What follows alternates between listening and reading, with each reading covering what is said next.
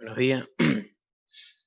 Bueno, vamos a comenzar entonces con lo que son los pares craneales, un tema que, como muchos saben, me gusta mucho, sobre todo porque me gustan mucho los temas que, que a los alumnos les cuesta entender y que a mí se me ha hecho fácil y que de alguna manera puedo eh, enseñarlo, contribuir a que ustedes lo puedan entender. Entonces, bueno, vamos a comenzar con ellos.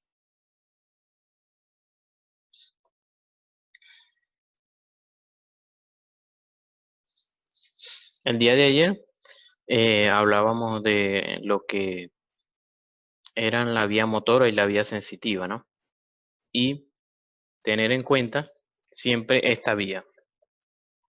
En el caso que tenemos, que son los pares craneales, tenemos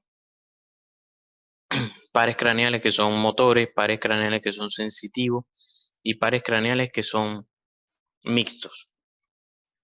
Entonces, en todos ellos siempre debemos aprendernos lo que es la vía sensitiva, su vía sensitiva, eh, que está inervando, qué tipo de piel está inervando,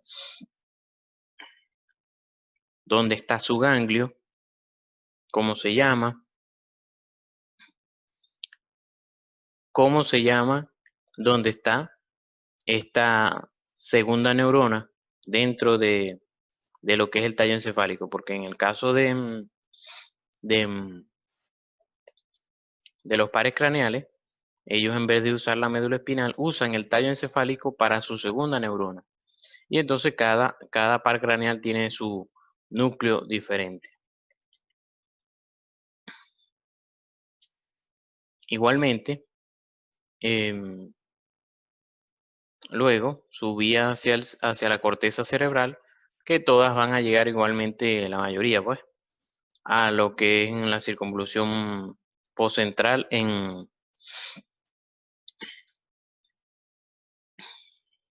el lóbulo parietal. Igualmente tenemos la vía motora que inicia en la corteza cerebral y pasa a través de la vía eh, hacia hacia el tallo encefálico. Y ahí se va a encontrar con la segunda neurona, que igualmente tenemos que aprendernos el nombre de esos núcleos para llegar al músculo en cuestión. Debemos recordar que em, siempre de cada par craneal buscar aprenderse la función, perdón, los núcleos de ese par craneal. Porque aprendiéndonos los núcleos que tiene cada par craneal, nos vamos a acordar de las funciones que tiene y nos vamos a acordar de el, de cómo evaluarlo, que es lo principal. Eh, Cuando lleguen a introducción a la práctica médica, sepan tener la idea de cómo evaluarlo para para así ustedes poder diagnosticar con qué patología se están enfrentando.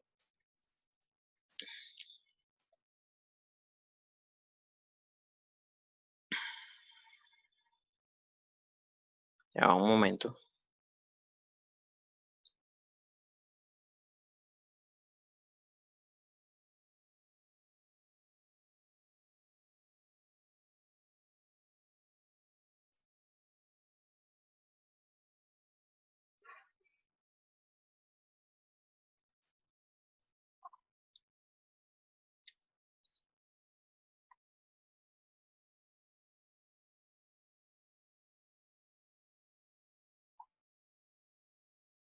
Ujú.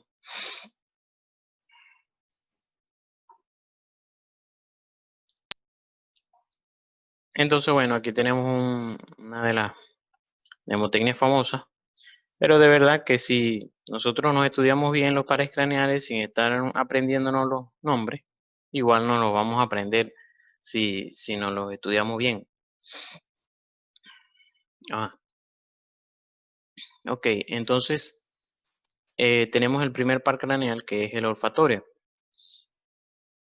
El olfatorio, entonces, inicia en lo que llamamos el núcleo del tracto solitario lateral. Núcleo del tracto solitario, a este nivel dentro, eh, por delante de lo que es, perdón, el quiasma óptico, y allí inicia allí está su núcleo.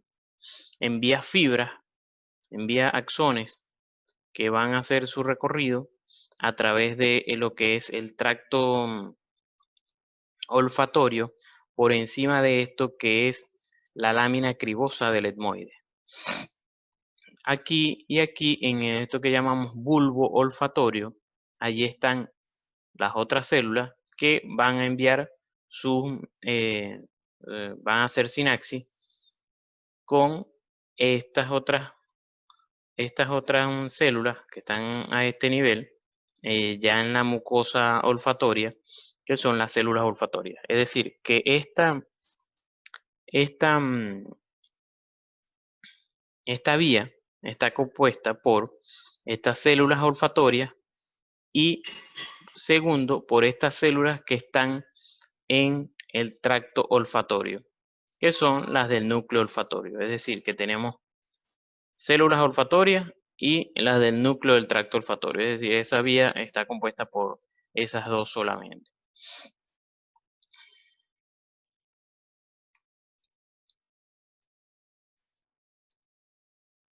Ok.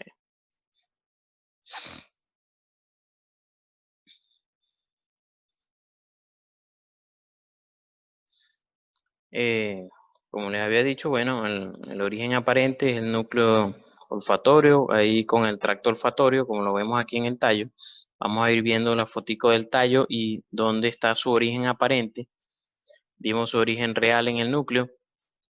Y la salida del cráneo es a este nivel a través de la lámina cribosa.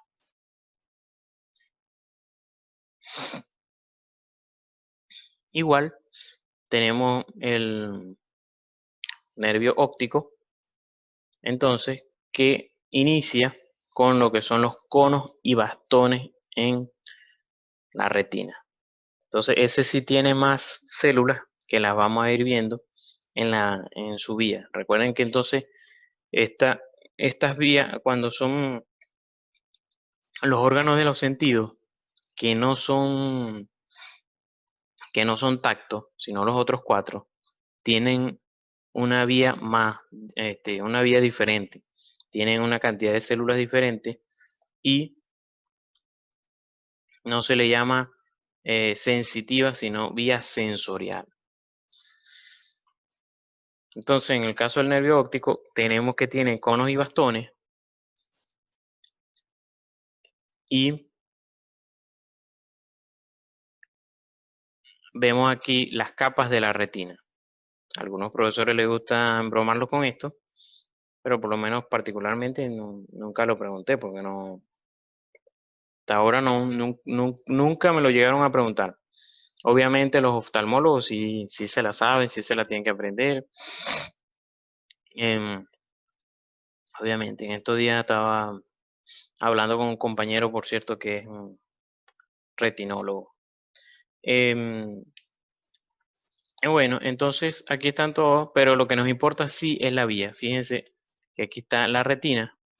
Aquí este dibujo, yo creo que aquí se equivocaron porque dirección de la luz debería ser de arriba para abajo. Entonces la luz la recibe los conos y bastones, esa serían la primera célula. La segunda sería la célula bipolar. La tercera célula sería la célula ganglionar, que es la que va a ser parte de lo que es el nervio óptico. El nervio óptico, entonces, viene a este nivel y termina, el nervio óptico como tal, termina aquí en lo que llamamos quiasma óptico. Pero continúa el axón. Fíjense, él salió de la retina, aquí en la célula ganglionar, salió de la retina y viene, pasa el quiasma óptico y pasa ahora por los tractos ópticos. y llegan hasta este núcleo geniculado lateral que está en el tálamo.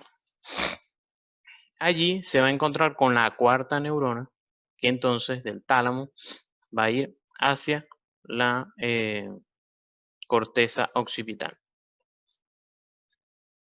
Entonces tenemos conos y bastones, célula bipolar, célula ganglionar,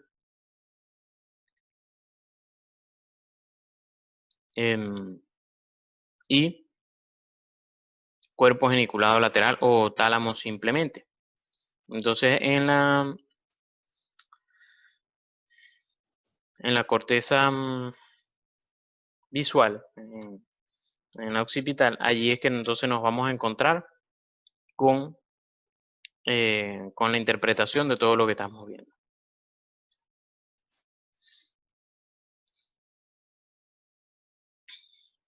Hay una mnemotecnia para lo de las capas de la córnea. Y entonces tenemos origen aparente que en el cuerpo geniculado lateral, como tal, que ya vamos a decir dentro de lo que es la parte del tálamo, este es el tracto óptico, y entonces aquí el quiasma óptico. Y su salida del cráneo, recuerden que entonces la órbita, ¿no?, es como un cono, y en el vértice del cono hay dos agujeros, uno que se llama hendidura esfenoidal, o fisura esfenoidal, que es esta que está aquí. Fisura orbitaria superior también se llama hendidura esfenoidal, o conducto óptico. Por el conducto óptico, el único que pasa es el nervio óptico. Los demás pares craneales que van hacia el ojo pasan por la hendidura esfenoidal o la fisura orbitaria superior. No debemos olvidar los reflejos. Cómo se forman los reflejos. Porque entonces viene alguien y le va a preguntar ¿por qué se hace el reflejo? O cuál es la vía del reflejo. ¿Quién hace el estímulo y quién hace la respuesta? Entonces en el reflejo fotomotor y consensual que tenemos, que el estímulo es luz a nivel de la retina. ¿Quién se estimula? El segundo par craneal. ¿Quién responde? El tercer par craneal con contracción de la pupila. Ahora, ¿por qué se contraen las dos pupilas? Cuando alumbramos una pupila, nosotros en el reflejo consensual evaluamos la otra a ver si se contrae. ¿Por qué se contraen las dos? Aquí lo vemos. Viene entonces el impulso nervioso a través de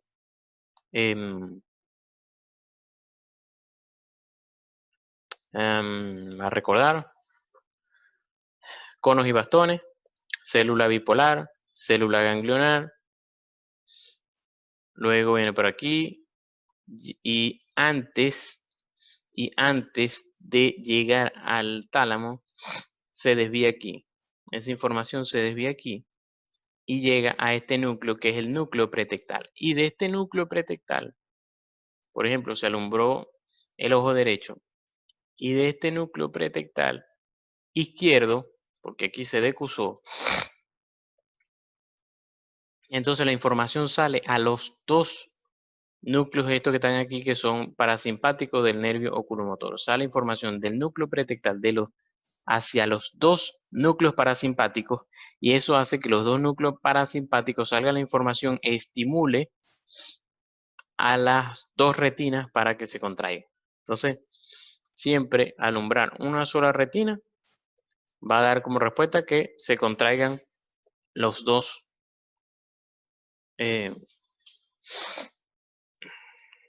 ahora pues se me olvidó, las dos pupilas.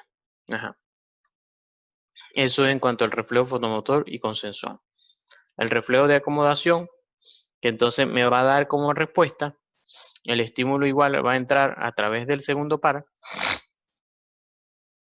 y me va a dar como respuesta igual la contracción de la pupila, pero no tanto ella, sino del cristalino a través del tercer par, y también la contracción aquí de los rectos mediales para hacer el enfoque. El reflejo corneal, que es estimular lo que es la córnea, que está inervada por el trigémino, y la respuesta es cerrar el ojo. ¿Quién cierra el ojo? El séptimo par craneal. Creo que lo tengo aquí. Ajá. Quinto par craneal recibe el estímulo y en el tallo se integra y responde con cierre parcial, el cierre del ojo a través de la córnea. ¿Y quién lo abre? El músculo elevador del párpado con el tercer par. Quien abre el ojo y ese sí, quien lo cierra. Igual tenemos un reflejo también que llamamos corporal visual, que es el que cuando vemos que algo se va acercando, nuestra reacción es retirar la cabeza, taparnos con los miembros superiores. Todo ese estímulo entra por el segundo par craneal, se integra en el colículo superior, que está a nivel posterior del tallo encefálico, y va hacia los pares craneales que van a ayudar a movernos el cuello, como son el trapecio, que sería el 11º par, y los nervios de la médula espinal, el plexo braquial, que nos van a ayudar a taparnos con el miembro superior. Recordar entonces que este nervio óptico lo evaluamos con 4 cosas principalmente: lo que es la agudeza visual, lo que es la visión de colores, em, el fondo de ojo y me está faltando algo. Está faltando algo en este momento que ya. Agudeza visual, fondo de ojo, visión de colores. Si alguien se acuerda, me lo pone en el chat. Y bueno. Ok, vamos a continuar. Ajá. ¿Alguien se acordó o no se acordaron? Campimetría, es la que me faltaba.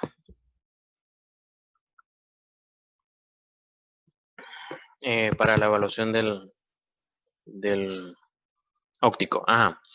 Entonces, bueno, vamos con el tercer par craneal. El oculomotor, común también se le llama. Entonces, ya aquí comenzamos con pares craneales que tienen 2 núcleos. Entonces, como tienen 2 núcleos, eso quiere decir que tiene 2 funciones. Como les dije, importantísimo aprenderse los núcleos.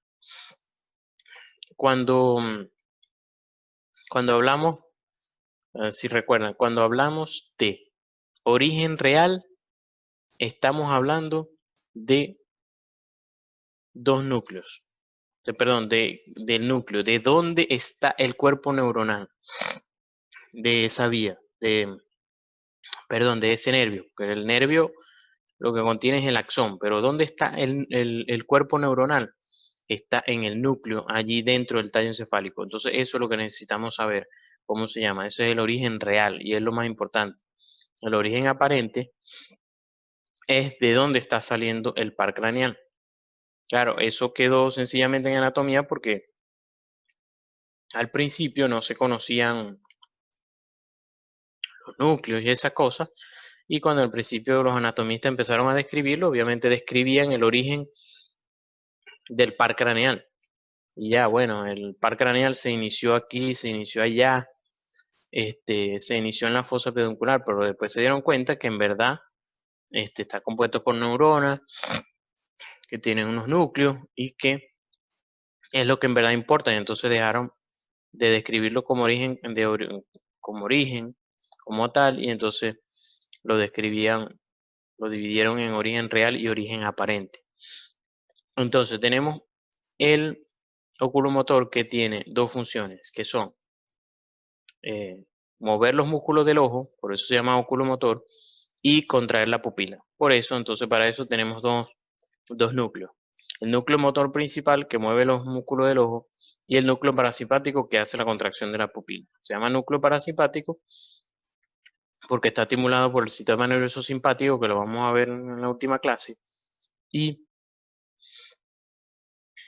es algo involuntario. Por eso se evalúa a través de reflejos. Cuando coloco aquí, estas cosas que coloco aquí es que este núcleo, ¿no? Estamos viendo que aquí está el núcleo oculomotor. Entonces, obviamente, él tiene aferencias que vienen de alguna otra parte para dar la orden de que haya la contracción. Entonces, esas aferencias vienen de dónde? De la corteza cerebral, del colículo superior y del fascículo longitudinal medial. El colículo superior, aquí detrás están estas dos peloticas. Bueno, arriba hay dos peloticas y abajo dos peloticas que son los colículos. Dos colículos superiores, dos colículos inferiores. Los colículos superiores tienen que ver con la vista. Y ahí se integra parte de la visión. De hecho, vimos ahorita que uno de ellos, en el óptico, se integran allí, en el colículo superior. Aquí está. Para ese reflejo con el miembro superior. Y el fascículo longitudinal medial es un fascículo que viene desde la médula espinal abajo, pasa por el tallo, y ese fascículo longitudinal medial es una vía por donde se integran todos los pares craneales que tienen que ver con la visión,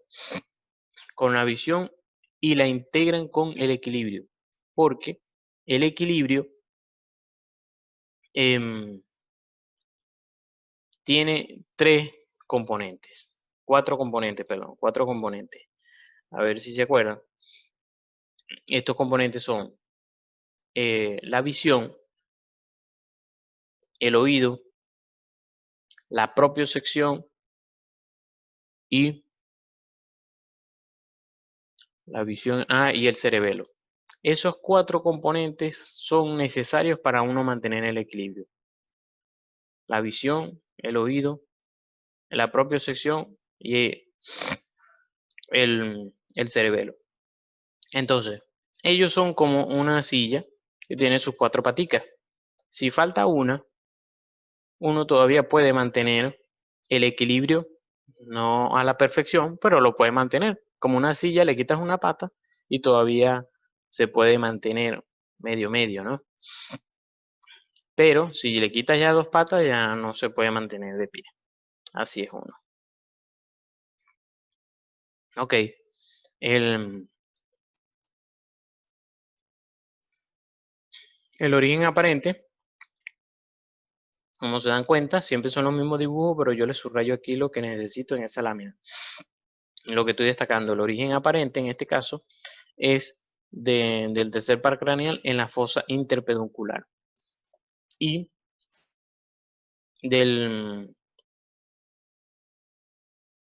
aquí en la salida del cráneo, todos los otros pares craneales que tienen que ver con los músculos del ojo van a salir por la fisura orbitaria superior o fisura esfenoidal. Entonces aquí vemos, fíjense el recorrido del nervio, el tallo encefálico, aquí este que está aquí,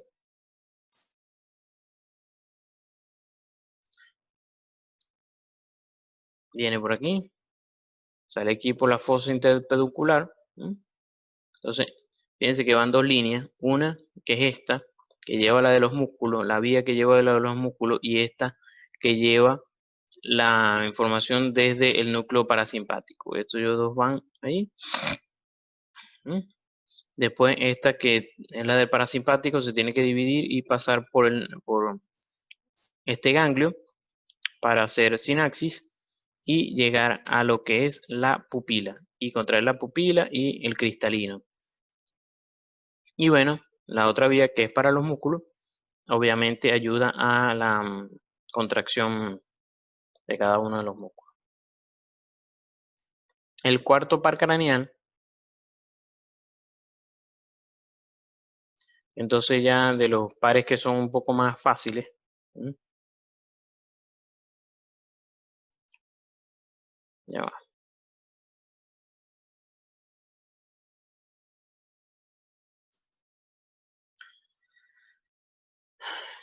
Este par craneal, como el sexto, tiene un solo núcleo, por lo tanto tiene una sola función. Igual tiene inervación desde la corteza cerebral, el colículo superior, el fascículo longitudinal medial. Ellos se integran a este nivel en el cuarto par craneal y él es el único par craneal que sale por la cara posterior del, del tallo encefálico y es el nervio más finito, más fino que tiene de los 12, más fino de los 12. Otra cosa que se me olvidó comentarles es que este par craneal, el tercero, cuando él sale, él discurre por la base del cráneo.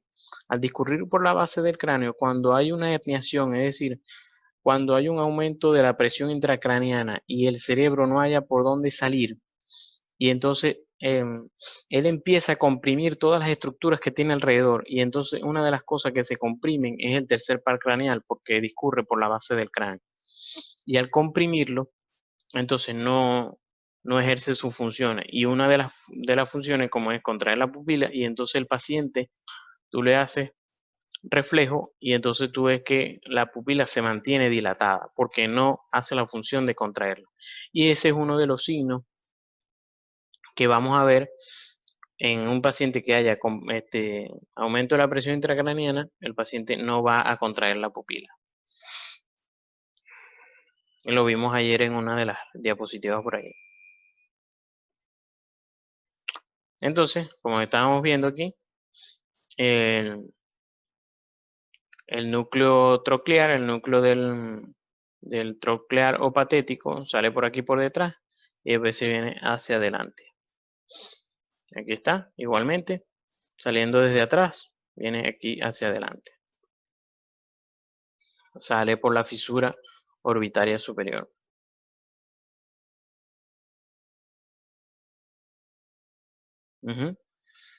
Siempre les comento de que en introducción, cuando estaba en introducción a la práctica médica, busqué comprobar que el cuarto par que inerva el músculo oblicuo mayor, bueno, eso sí se me olvidó comentarlo. Entonces tenemos que el cuarto par inerva el oblicuo mayor, el sexto par oblicuo inerva el recto externo y todos los demás inervan, y todos los demás son inervados por el tercer par craneal. Lo que es el recto superior, el recto inferior, el recto medial y el oblicuo inferior.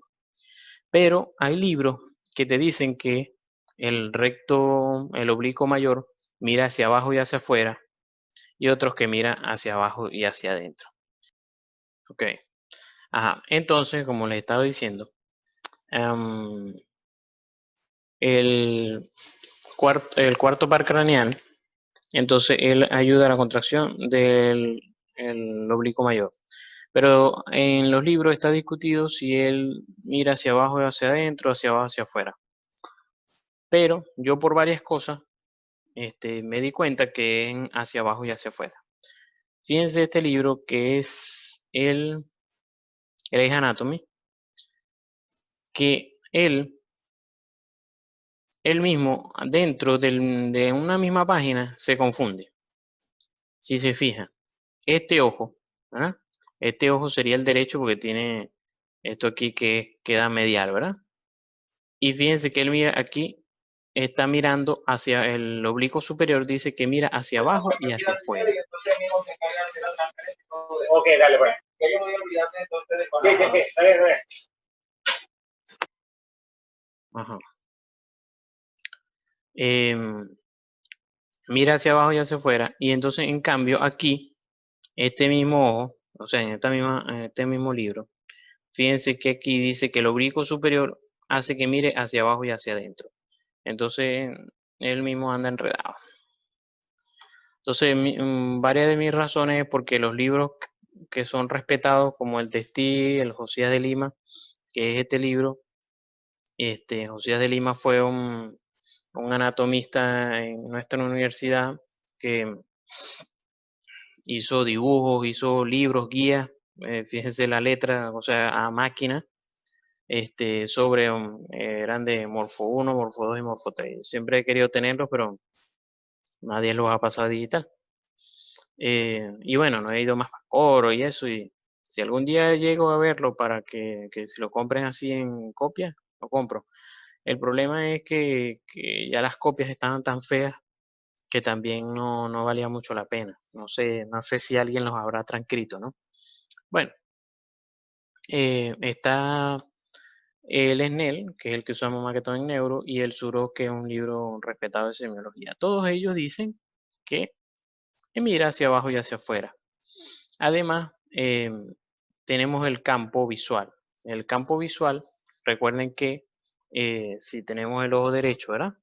O tapamos el ojo izquierdo, entonces tenemos hacia la izquierda, nuestra campimetría es aproximadamente de 30 a 40 grados, que solamente podemos ver porque tenemos atravesada la nariz. En cambio, hacia el campo lateral tenemos 90 grados. 90 grados. Por lo tanto, yo necesito mayor precisión para voltear hacia el campo temporal que hacia el campo nasal. Si necesito mayor precisión, entonces necesito mayor inervación de los pares craneales. ¿Para qué voy a necesitar ver hacia abajo y hacia adentro si el otro ojo me está ayudando? De hecho, por eso es que, si se fijan, para mirar hacia afuera tenemos más músculos y más inervación. Para ver hacia afuera tenemos el recto externo que está inervado por el sexto par. Para ver hacia arriba y hacia afuera es el oblicuo superior, es el oblicuo, perdón, inferior, que está inervado por el tercer par craneal. Entonces es lógico que para ver hacia abajo y hacia afuera fuera otro músculo, que es el oblicuo, y que fuera el inervado por un cuarto par craneal. Además de que en el examen funcional, cuando nosotros interrogamos al paciente y estamos pensando en una lesión del cuarto par, los libros como el Suros dicen que tú le preguntes al paciente si él tiene dificultad para bajar las escaleras. Cuando tú estás bajando las escaleras y que vas a cruzar, miras hacia dónde, hacia abajo y hacia afuera. Además que el mismo nombre de patético es por eso, porque estás mirando por encima del hombro, estás mirando hacia abajo y hacia afuera. También está descrito este es el Suros, que las lesiones del cuarto par, fíjense cómo el ojo ve hacia abajo, ve hacia adentro, es decir, cuando se lesiona, queda mirando hacia adentro. Por lógica, entonces él miraba hacia afuera. Este paciente como tal tiene una tortícolis, porque entonces, como quedó mirando adentro, entonces él busca compensar, seguir mirando hacia el frente, pero volteando la cabeza. Entonces, bueno, busquenlo. Exactamente donde está la inserción del oblicuo mayor.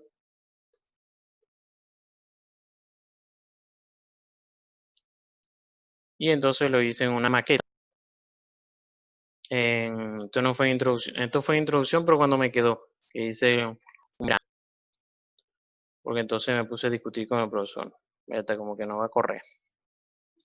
Normal, como nos pasa siempre en los seminarios, no corren los videos.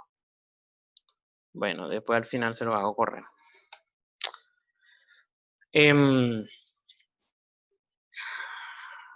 Hay una mnemotecnia aquí para aprenderse los músculos del nervio, los nervios y su correlación con los motores del ojo. Ok. Entonces, el trigémino es un nervio sensitivo. Un nervio sensitivo que va a tener dos núcleos principales. Por lo tanto, dos funciones. ¿Cuáles son las dos funciones del trigémino? La sensibilidad de la cara y los músculos de la masticación. ¿Cuáles son los músculos de la masticación? Temporal, macetero y los pterigoideos. Entonces, aquí tenemos varios núcleos, pero todos estos núcleos al final son el mismo. Que si núcleo sensitivo principal, espinal, mesencefálico, al final son el mismo. Y el núcleo motor que va a llevar los músculos de la masticación. Como les enseñé, es decir, de dónde viene su aferencia, con quién se comunica. Viene la corteza cerebral, porque cuando yo me estoy comiendo la pizza, entonces necesito masticar y yo doy la orden desde el cerebro, de la corteza cerebral, en la circunvolución precentral, que necesito masticar la pizza para saborearla. Viene también de la formación reticular, el fascículo longitudinal medial, son otros sitios donde viene esa información, donde viene la inervación. Todo esto, entonces se va a integrar. Como ven aquí, este dibujito, los núcleos que están azul son sensitivos y los que están en son motores. Entonces, como ven, todo este núcleo, el núcleo del trigémino. Entonces, aquí se integra la información que viene por el trigémino. Este es el ganglio gaser que acabo de mencionar, donde vienen las tres ramas del trigémino. Tres ramas del trigémino que son oftálmica, maxilar y mandibular. Esas tres ramas se encuentran aquí, este bichito que está aquí, porque es la primera neurona. La primera neurona de la vía sensitiva. Luego se encuentran aquí con la segunda neurona de la vía sensitiva en el sensitivo principal. Y luego suben a dónde? Van a subir al tálamo, donde se va a encontrar la tercera neurona y de allí a la corteza cerebral. En el caso de la vía motora, para este nervio, viene la corteza cerebral, llega aquí y aquí se encuentra con la segunda neurona, en el núcleo motor del nervio trigémino. Y sale por aquí. Si se fijan, sale nada más por el inferior, porque las fibras motoras de este craneal salen por la rama más inferior, que es la rama mandibular. Aquí vemos integrados los dos nervios, los dos tipos de vías, pero tú ves que salen como un solo nervio. Aquí en el ganglio gaser se dividen en tres, en las tres ramas: oftálmica, maxilar y mandibular. Aquí están. Origen aparente, la protuberancia. Recuerden que el tallo encefálico se divide en mesencéfalo, protuberancia y bulbo raíz. Bulbo, protuberancia y mesencéfalo. Entonces tenemos sus nombres de los surcos. El surco protuberancial inferior y el surco protuberancial superior. Igualmente, entonces, pues dije ayer cuando hablé de la base del cráneo, vemos que a través de estos tres agujeros que vemos aquí, es que salen las tres ramas de los pares craneales. De este par craneal, donde el trigémino, el tallo encefálico está más o menos aquí, sale el ganglio gaser, y del ganglio gaser salen las tres ramas. La primera sale por la fisura orbitaria superior porque va hacia el ojo. La segunda rama, que es la maxilar, sale por el agujero redondo, y la tercera rama sale por el agujero oval, que es la aquí está. Tercer par craneal, trigémino, perdón. Ganglio gaser con sus cuerpos neuronales, y entonces sale por los tres agujeros: maxilar, agujero redondo, y mandibular, agujero oval. El mandibular y el maxilar son los nervios que nos marcan cuando nos duele una muela. Cuando nos duele una muela superior, nos queremos marcar la rama maxilar. Cuando nos duele una muela inferior, podemos marcar la rama mandibular. Al examen físico, cuando estamos evaluando el trigémino, dependiendo de si vamos a evaluar el oftálmico, maxilar o mandibular, ya saben que de la comisura orbitaria hacia arriba, esa piel está inervada por el oftálmico. De la comisura orbitaria a la comisura labial es el maxilar superior, y de la comisura mandibular, labial hacia abajo es por el mandibular. Entonces aquí está otra vez: maxilar, oftálmica, maxilar y mandibular. Fíjense que estos tres nervios salen al final por unos huequitos. Este sale por aquí por un agujero que se llama supraorbital, sale por aquí, sea por el agujero de la órbita y también por un agujerito aquí supraorbitario, el maxilar por un agujero intraorbitario y el mandibular por un agujero mentoniano que explica ayer. Estos son los sitios donde los oftalmólogos anestesian dependiendo de la intervención en el ojo, pero son uno de los nervios que anestesian. Bloquean allí y por eso el paciente no necesariamente tienen que dormirlo, solamente se dan un poco y eso, pero bloquean esos nervios y se acabó. Para eso, obviamente, como les he dicho, tienen que saber anatomía. El sexto par craneal, como ya sabemos, el abducen o oculomotor externo y él solamente inerva al recto externo. Su origen real, solamente el núcleo del abducen, que es un nervio, un núcleo motor que trae inervación de la corteza cerebral, porque yo necesito darle la orden de la corteza cerebral que se corraiga para mirar hacia lateral, en el caso de mi ojo derecho. Lo tenemos ahí. Y de aquí sale. De aquí sale por la fisura orbitaria inferior. Pero el surco protuberancial inferior. Surco protuberancial inferior. Aquí está saliendo el surco protuberancial inferior. Y obviamente del cráneo sale a través de la fisura esfenoidal o fisura orbitaria superior. Entonces, por la fisura orbitaria superior van a salir todos los nervios que van hacia el ojo, excepto el óptico. Entonces, ¿quiénes son? Entonces, el tercer par craneal, el oculomotor común, el oculomotor externo, el cuarto par craneal, y no se nos olvide la rama oftálmica del trigémino. Porque aquí en este dibujo se integran los tres nervios, el trigémino, perdón, el oculomotor común, el troclear y el oculomotor externo. O sea, hay una figura en el surco protuberancial inferior, ¿no? Inerva al oculomotor externo.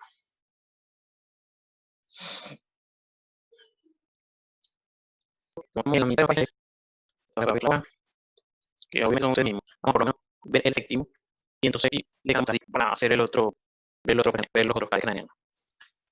Entonces, estos pares craneales son ya los que vienen, porque es el 7, el 9 y el 10, son medio complicados porque tienen varias funciones.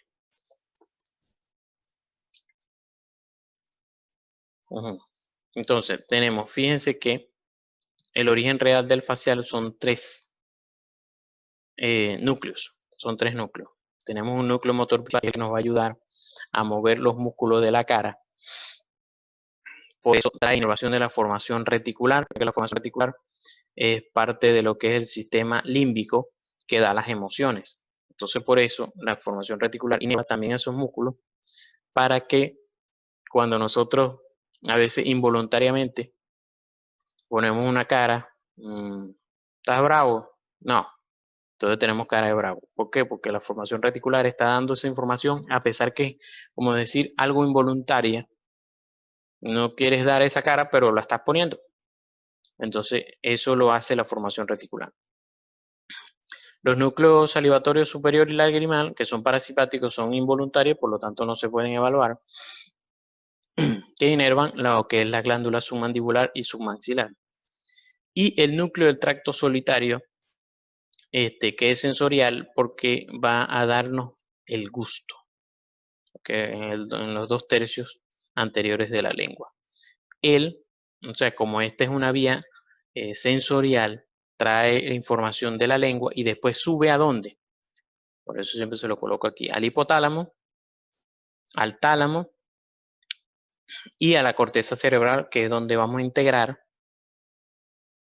qué es lo que estamos saboreando.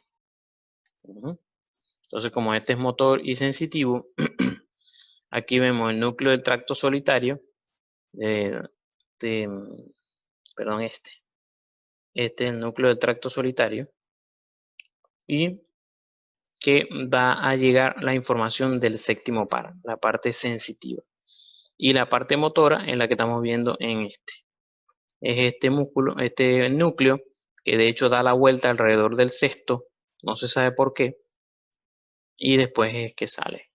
Él sale igual abajo en el surco protuberancial inferior. Fíjense, aquí está otra vez. El núcleo del séptimo, el núcleo motor, da la vuelta. De hecho, esto se llama aquí, cuando tú lo ves por detrás, se hace una bolita aquí. Eso se llama rodilla séptimo par, rodilla del séptimo par, tú lo ves por detrás. Da la vuelta aquí, alrededor del sexto y sale. Entonces, este es el núcleo motor, este es el núcleo salivatorio superior. Aquí está con el salivatorio inferior, pero sale a través de... Y el otro núcleo es el solitario, este fino azul, que se integra aquí con el séptimo. Entonces, a través de la vía motora sale información y a través del azul, que es la sensitiva, llega información al tracto solitario. Entonces tenemos, como decía, en el surco protuberancial sale 6, 7 y 8. 6, 7 y 8. Esos nervios salen ahí. Ustedes dirán que, ¿por qué veo? Bueno, porque el facial tiene dos, es sensitivo y es motor. Entonces sale. O sea, hay nervios que desde su origen aparente ya se ve que están divididos en motor y sensitivo, como lo es el trigémino también. Pero hay nervios que no, que van juntos, va todo ahí adentro del epineuro y no se visualiza que son motor y sensitivo. Por ejemplo, el mismo tercer par craneal. Fíjense que lo ven solito. Unos ven uno solo, pero él es, tiene dos núcleos, pero los dos son motores. ¿Cuál se me ocurre? El noveno. El noveno, el glosofaringio y el décimo son motores y sensitivos, pero no se les ve otra fibra, pues, otro nervio. El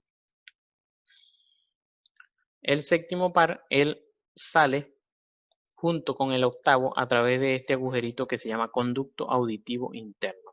Eso puede ser conchita de mango porque tenemos entonces conducto auditivo externo, que es el conducto del oído. Pero conducto auditivo interno es este que está en la prosa del hueso temporal.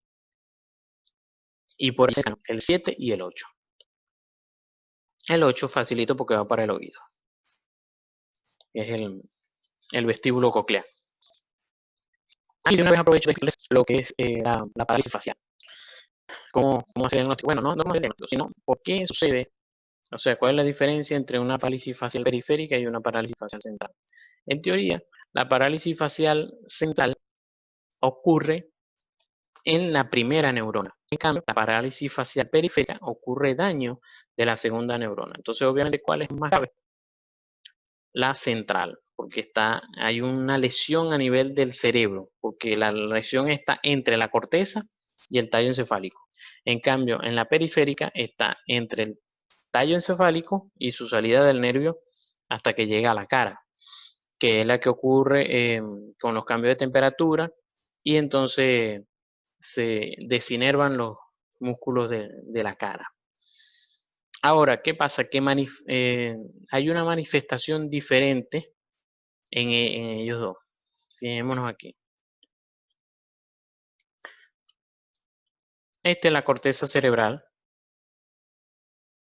desde donde yo doy la orden de mover los músculos de mi cara.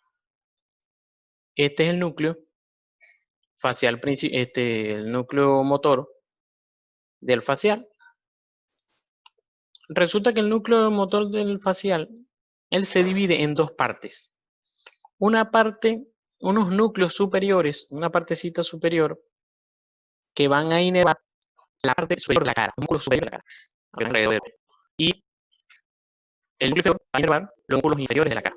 Entonces, fíjate que eso sucede. Como eso es así, entonces tenemos este núcleo aquí, que va a inervar aquí la parte superior de la cara, y el inferior que va a inervar la parte inferior de la cara. Resulta que esta segunda neurona, estas dos neuronas, que son segundas neuronas, segunda motoneurona de esta vía motora, esta segunda, la superior está inervada desde las dos cortezas cerebrales, es decir, ustedes saben que siempre se usa la vía, pero esta de otro, o sea, la corteza cerebral contralateral es la que la va a inervar. En el caso de disparo craneal, la de su lado también la inerva, es decir, yo le puedo dar información de una corteza, de un hemisferio cerebral como el otro, hacia ese núcleo, y de ese núcleo me va a dar la información al músculo de la cara. Entonces, en cambio, el núcleo inferior va a llevar información, va a traer información de solamente su corteza contralateral, solamente de su corteza contralateral. Ahora, sucede que entonces, si hay una lesión a este nivel, hoy vamos a ver en la encéfalo, vamos a hablar de lo que es la axón tema donde pasan todos estos nervios que vienen de la corteza hacia el núcleo y hacia la médula espinal, que es donde normalmente ocurre el CB de alguna arteria cerebral media, disminuye la agregación de la axón interna, se lesionan esos axones y entonces no baja la información en esos núcleos. Entonces, cuando el paciente tiene el CB, no llega la información en esos núcleos. Fíjense. Entonces, se dañan todas las fibras. Entonces, esta ven aquí, que viene inervada contralateral, no hay problema porque sigue inervada por la de su lado. Esta que inervaba a su lado, pero no hay problema porque la sigue inervando la del otro lado. Pero esta que va a llevar la inferior de la contralateral, que está sola, que no más nadie la ayuda, es la que se va a ver afectada. Entonces, el paciente va a tener parálisis facial de la parte inferior, que es del lado contralateral. Fíjense, va a tener, el paciente va a manifestar caída de la comisura labial, como vemos aquí, caída de la comisura labial de ese lado, del lado derecho en el caso, pero su manifestación, su patología, vamos a decir, esta es en la corteza cerebral contralateral, y eso que debemos pensar. En cambio, fíjense que en una parálisis facial desde que se daña la segunda neurona, se va a dañar desde que sale del núcleo en algún sitio de su recorrido. Fíjense que aquí está el recorrido de una vena facial, aquí está la parte motora, la parte sensitiva, todo sale de ahí de su protuberancia inferior, entra en el conducto auditivo externo, en el conducto interno, da algunas ramitas y luego sale por lo que llaman el agujero filomastoideo. Y ahí da 5 ramas. Que alguien me pasó una vez un dibujo con ramitas y se me olvidó colocarlas. Da ramas para los músculos y para los núcleos giratorio y eso. Entonces, fíjense, en algún punto de esto, ese nervio se puede y se daña, ya es algo periférico, ya pasó. Ya de la corteza, ya pasó del tallo más allá. Entonces, fíjense, al dañarse aquí, obviamente ya no hay más que ayuda, obviamente se paraliza la cara, toda la parte superior y la parte inferior. Quiere decir que cuando la lesión es periférica, se daña la parte superior y la inferior. Pero cuando es central, que en teoría es más grave, en teoría no es así, más grave, nada se daña la parte inferior, pero de lado contrario. Es decir, que si me van a paralizar realmente la comisura derecha, yo tengo que pensar que hay un S izquierdo, a nivel de la cerebral media izquierda. ¿Por qué la cerebral media? Porque se dañó los axones, por donde ya está pasando, que los axones tienen que pasar por una que se llama cápsula interna, y la cápsula interna está inervado el, por la cerebral media. De todas maneras, ese uno o sea, como imagen, lo voy a colocar en ese flow para recordarme mencionar eso. Entonces, bueno, ya vamos el porqué. Con los núcleos superiores, o sea, en resumen, los núcleos superiores están inervados de los dos lados, en cambio los inferiores no. Ok. Continuando entonces ahora con el octavo par, que es el vestíbulo coclear. Como sabemos, él es sensitivo, vamos a decir, sensorial, pero tiene dos núcleos. Un núcleo vestibular que nos va a dar información sobre el equilibrio de la cabeza y el coclear que nos va a dar la información del oído. Los tenemos aquí. Este nivel y estos dos, núcleo vestibular, núcleo coclear, ellos dos vienen de lo que es la cóclea y la parte vestibular. Igual los vemos aquí. Vienen las dos fibras del octavo par. Como les dije, el lugar tiene inferencia hacia el cerebro, hacia el fascículo longitudinal y el tálamo, como les decía al principio. En el círculo longitudinal te van a llegar las vías de equilibrio, que entonces, siempre va a haber allí aferencias de la parte de toda la visión, el oído, la propiocepción y el cerebelo. Voy a poner este cuadro. En cuanto al origen aparente, como le había dicho, en el surco protuberancial inferior da hasta el 7 entonces lo vamos a tener aquí. Y él pasa en el conducto auditivo interno, pasa por el conducto auditivo interno juntamente con el séptimo par. Entonces aquí los vemos.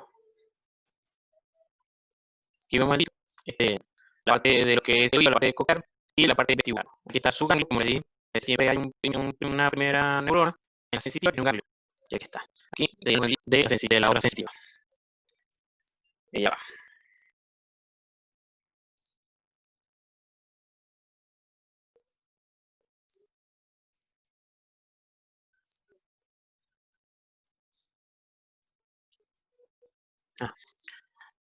Entonces aquí, estos canales circulares, ellos tienen un líquido llamado endolinfa, que ellos van a hacer función como los niveles que usan ayer, que tiene una burbujita, y entonces nos dice si una pared está horizontal o está inclinada. Igual, estos canales circulares, uno está vertical, uno está horizontal y uno está diagonal. Y entonces le da información, eso, le da información a nuestro cerebro, a los pasivos intermediarios, para que nosotros podamos percibir si nosotros estamos acostados o estamos de pie. Si nuestra cabeza está inclinada o no, necesitamos saber eso para podernos mover, igualmente, así como la protección de todo el resto del cuerpo. Nosotros estamos corriendo, estamos pendientes del equilibrio. Eso lo hacemos automáticamente a partir de esa información que vamos recibiendo a nivel del fascículo longitudinal medial, vamos recibiendo que estamos flexionando la rodilla, que ahora la estamos extendiendo, y en ese momento nos damos cuenta. Igual, aquí se llega, entonces, en la segunda, en los núcleos que ahí estaría la segunda, no, la tercera estaría en el tálamo, que hayan comprendido eso. Si no han comprendido todavía lo de la vía motora, la vía sensitiva, cómo se integra con los canales, háganmelo saber en el chat y lo vuelvo a explicar así.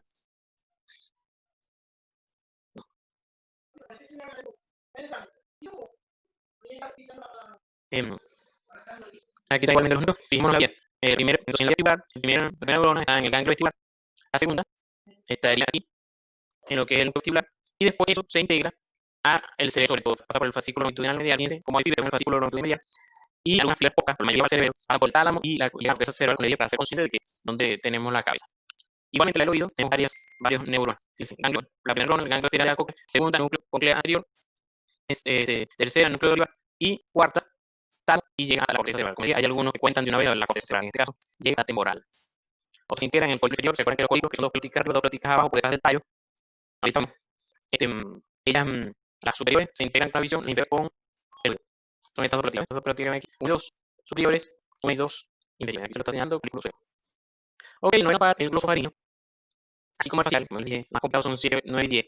El glosofaringeo tiene tres núcleos. Uno, que se va a encargar de los músculos de la faringe. Y el oso, porque se va a encargar también entonces del tercio posterior de la lengua, pero en cuanto a su sensibilidad.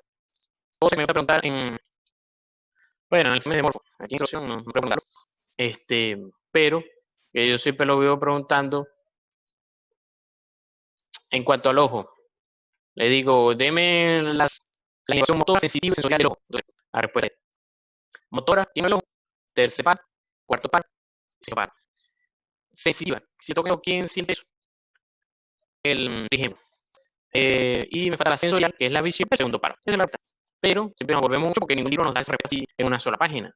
Pero si nosotros integramos toda la información, esa es la idea, eso, que puedan integrar la información.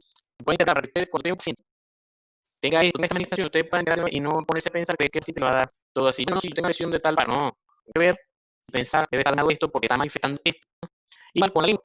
Le pregunto, ¿quién es la inervación sensitiva, sensorial y motora de la lengua? Entonces, sensitiva, la lengua, ¿quién siente eso? El tejido.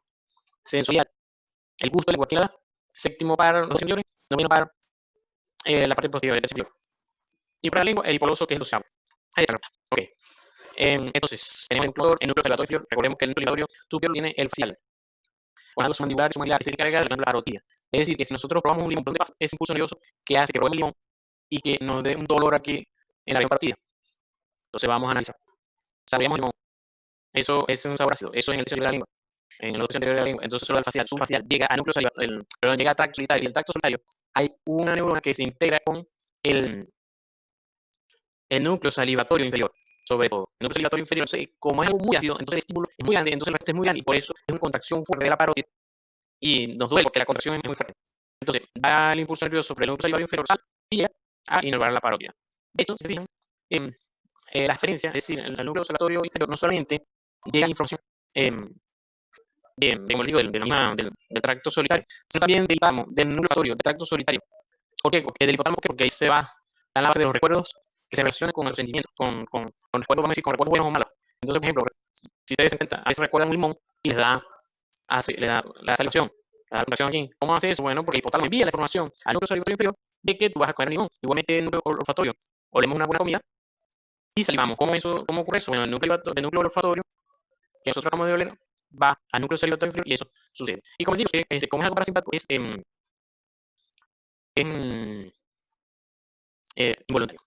Una pregunta, si lo estoy haciendo muy rápido y entonces se les entrecorta algo y no me entienden a veces, háganme saber para dar un poco más lento. Pero me estoy dando cuenta que hay algo si estaba hablando más lento. Y entonces el núcleo del tracto, que les acabo de decir, en el tercio posterior. El tálamo, el hipotálamo y la corteza cerebral. Entonces, o sea, reciben información del tálamo y hipotálamo y la corteza cerebral directamente y del nervio y con el nervio vago. Recuerden que el nervio vago es el que responde con los reflejos nauseosos. Entonces, si hay algo que no nos gusta o que no, algo que no queremos y que nos da ganas de vomitar, es por eso. Nos da náusea, es por eso, porque se integra con el nervio vago. El reflejo nauseoso va por el glosofaringio, porque parte de la sensibilidad la recibe el glosofaringio en la parte posterior de la lengua o de las, ¿cómo se llama? De los pilares, la recibe y entonces el décimo responde.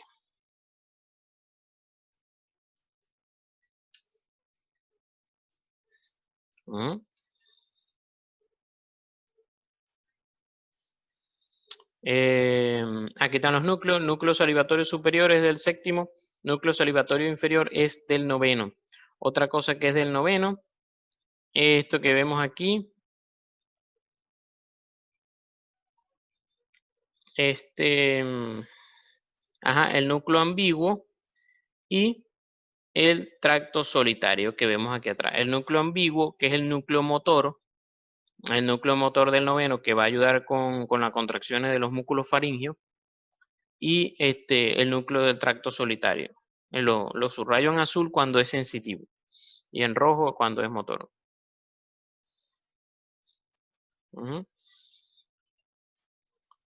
Entonces, vimos que 6, 7 y 8 iban juntos, salían del surco protuberancial inferior. Ahora, 9, 10 y 11, eso van a ir juntos para todos lados también.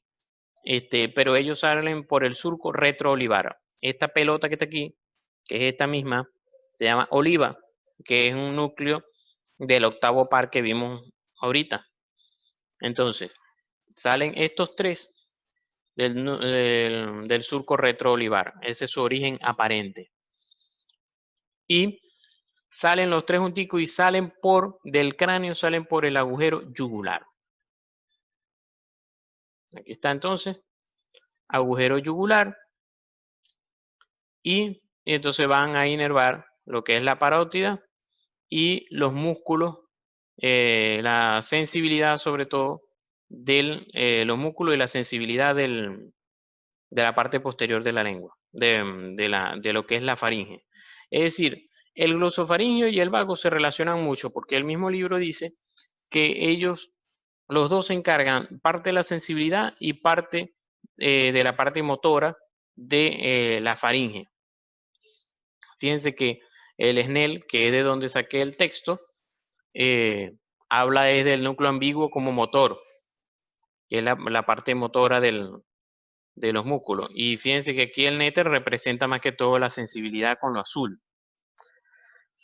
Otra cosa importante que él se encarga, fíjense aquí, el seno carotidio. Él inerva el seno carotidio para sentir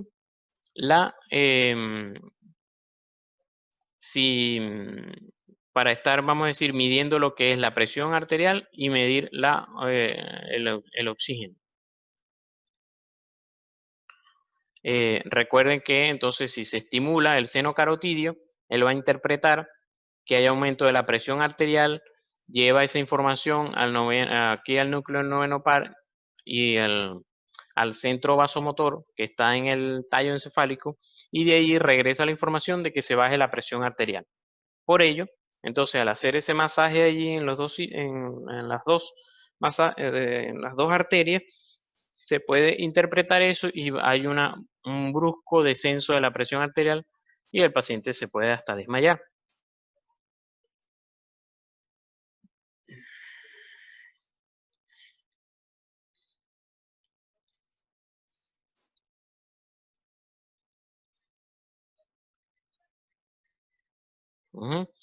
Otro aquí, que quería, fíjense, otro dibujito aquí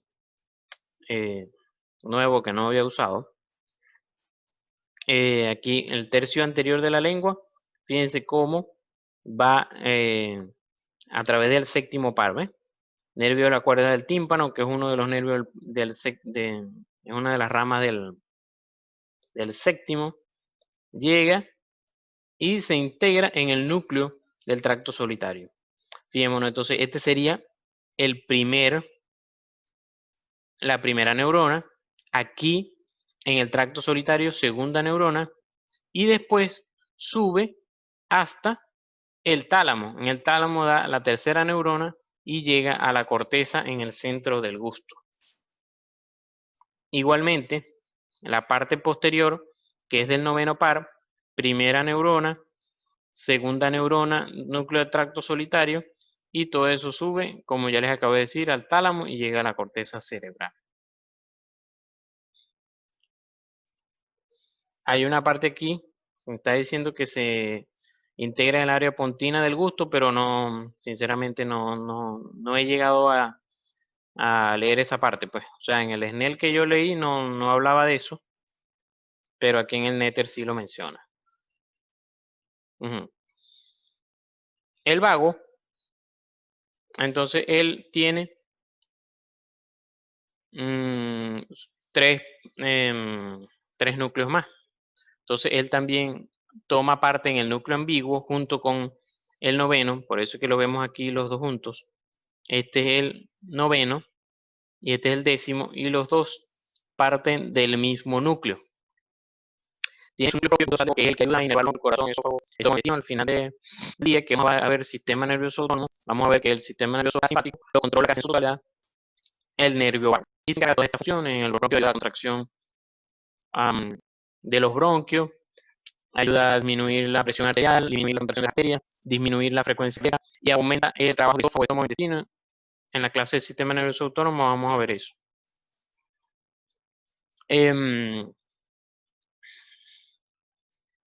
Se integra obviamente con el núcleo del glosofaringeo, por lo que les acabo de decir. Y por lo del reflejo nauseoso. Y con el mismo núcleo del tracto solitario, porque se ha visto que hay papilas gustativas también en la faringe. Entonces esa parte la inerva el décimo par. Entonces, el vago se encarga de músculos de la faringe, sensibilidad o sensorial pues de la faringe, el gusto, y sobre todo de la parte del parasimpático, el sistema nervioso parasimpático en el sistema digestivo, el corazón y los bronquios. Y los vemos otra vez.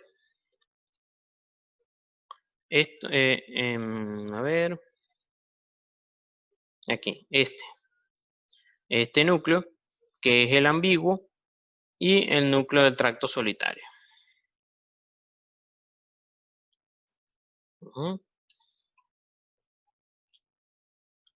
El vago, como les dije, también va a salir del surco del retroolivar y también va a salir del cráneo a través del agujero yugular. Y bueno, fíjense todo lo que inerva, los músculos de la faringe, parte de la sensibilidad en la faringe y un gentío para allá para abajo, corazón, estómago y parte de los intestinos. Todo, por ejemplo, las contracciones que da la misma vesícula, todo eso, los dolores que da la vesícula por contracciones, todo eso lo da el nervio vago. Entonces, yo para aliviar un dolor, por ejemplo, de eso, necesito hacerlo con analgésico y necesito hacerlo con antiespasmódico.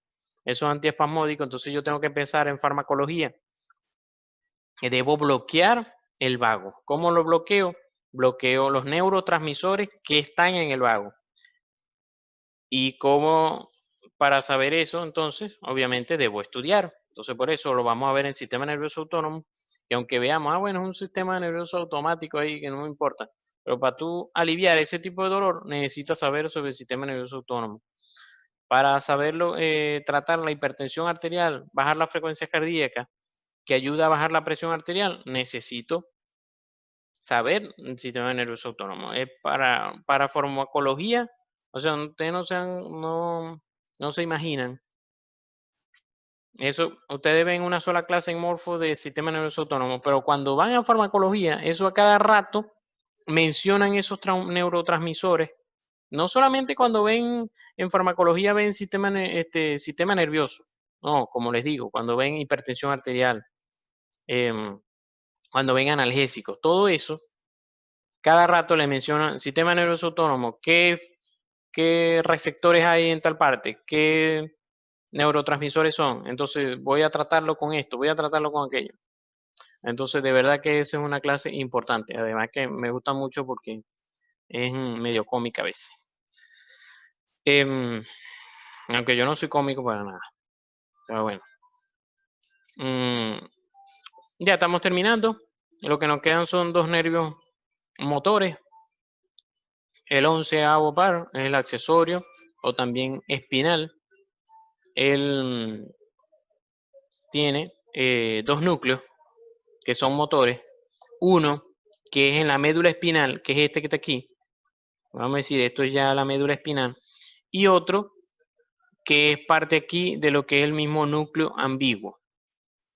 Entonces, todo eso se integra, es decir, imagínense que aquí está el agujero magnum, el agujero magnum. Por eso, cuando ustedes ven aquí, por el agujero magnum, ¿quién sale?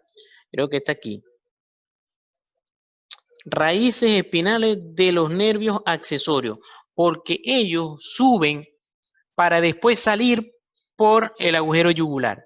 Suben, ese nervio sube, sale de la médula espinal y sube junto con la médula espinal para después salir por el agujero yugular.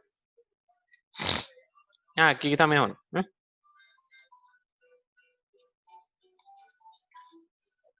Aquí está.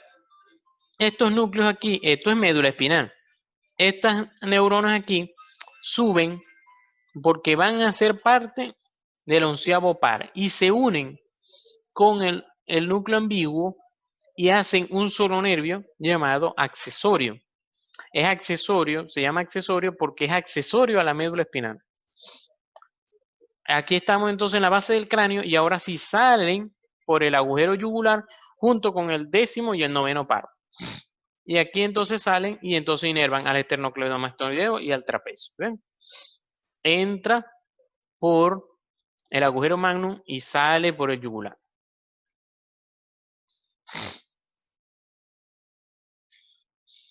Aquí está.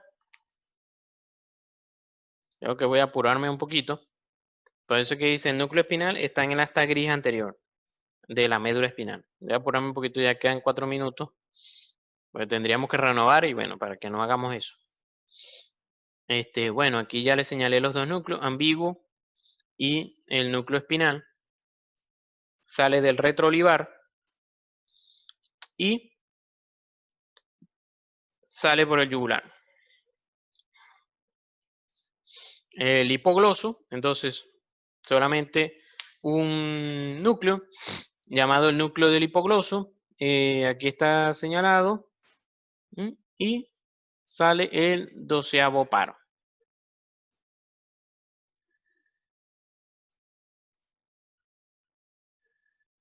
No lo encuentro, chico.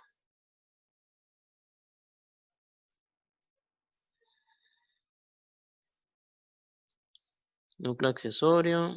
Sí, núcleo del hipogloso. Aquí está señalado, pero no veo dónde está el nervio. Aquí debe estar mejor. Ajá, aquí este que sale aquí, que sale en dos partes. Nervio del hipogloso.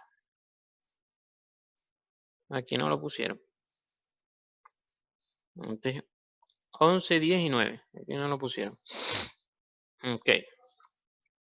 Él es el único que sale entonces por el surco preolivar. Sale por el surco preolivar. Va a salir. Si quiere lo acompaño, estoy terminando. 2 minutos. Y luego sale por el conducto del hipogloso. Aquí. Sale del cráneo. Agujero o conducto del hipogloso. Facilito ahí. Aquí está. Y entonces él obviamente inerva todos los músculos de la lengua, que eso se ven al final de Morfo 3 en la parte de digestivo. Entonces, bueno, aquí repasando rápidamente, fíjense, primer par, el olfatorio, sensitivo, sensorial, segundo par, óptico sensorial, tercero, cuarto y sexto son motores del ojo, quinto par es sensitivo de la piel de la cara y mueve los músculos más de masticación. El facial es motor, los músculos de la cara, y sensorial también por los músculos, el gusto. El vestíbulo coclear, sensorial, glosofaringio, motor y sensorial, ¿sí? El vago inerva toda la parte del, como les dije, el corazón, la parte digestiva. Y el accesorio, esternocleidomastoideo y trapecio, es motor, y el glosofaringio, que también es motor. Igual aquí está la salida del cráneo, obviamente. Primer par, el segundo par, el trigémino, y aquí parte de los otros motores, los nervios motores. Noveno par, 9, 10 y 11, y el 12 que sale aquí. Bueno, de todas maneras, estos son cosas que se las paso en las láminas que les voy a pasar en la noche. Y bueno, así era que estudiábamos nosotros en coro. No existían todos estos, los dibujitos que le puse en 3D, sino que teníamos que aprendernos los núcleos así, en cortes, esos nivel de decusación de los lesniscos, de las olivas. Eso fue una locura. Gracias a Dios que después conseguí esto así, fue más fácil, pues. Quiero decir, ya como profesor, como estudiante de la locura, y bueno, el profesor Torres. Bueno, nos vemos entonces. Escríbanme si tienen alguna duda, me escriben por teléfono y les resuelvo las dudas ahí. Las resuelvo en general. Les resuelvo la duda en general.